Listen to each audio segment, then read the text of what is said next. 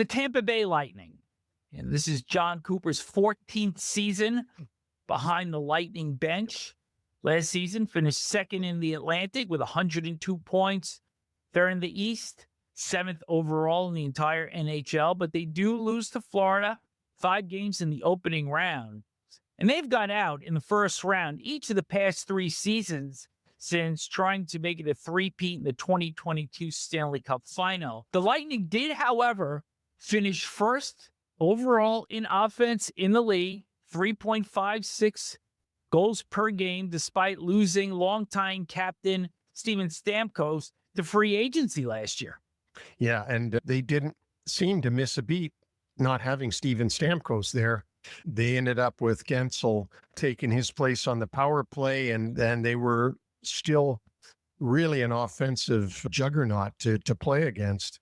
But when the playoffs came, I think you said something earlier in the show that Zito was doing with the Panthers, filling in for those bottom players that are on the ice. It's one thing to have the Kucherovs and the Guentzels and all these other stars that they have, and Vasilevsky in net, by the way, but you also have to have real good depth players, third line, fourth line players, second pair defense, third pair defense.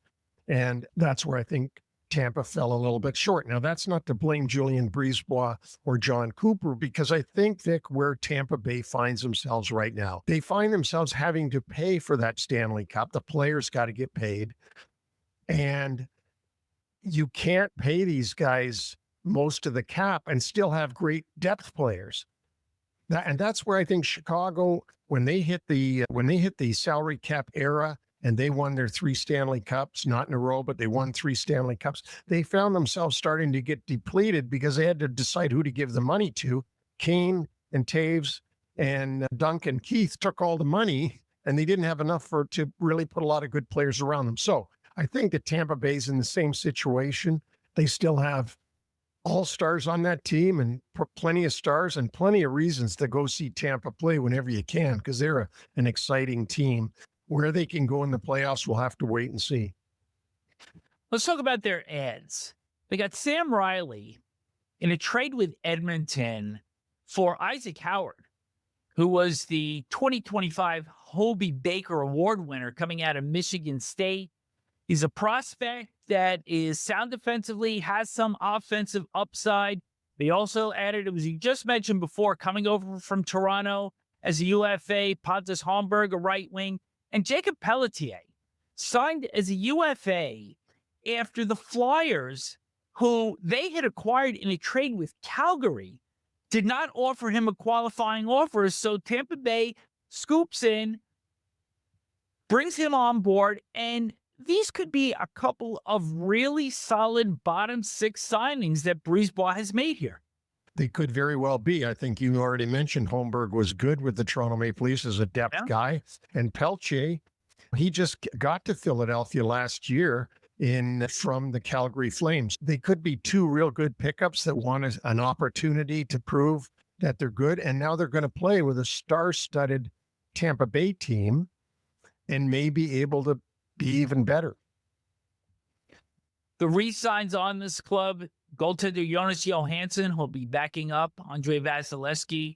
Resigns as a UFA. Yanni Gourde resigns as well, 6 years, a little over $2 million a year.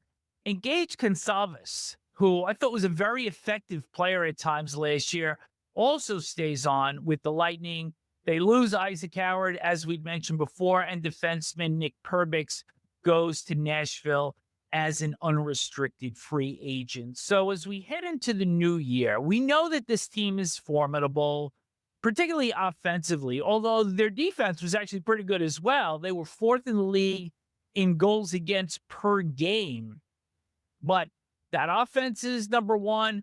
The power play, even without Stamkos, only dropped to 5th from 1st the year prior. There's Kucherov, there's Point. Brandon Hagel had a career year. Guentzel had 41 goals.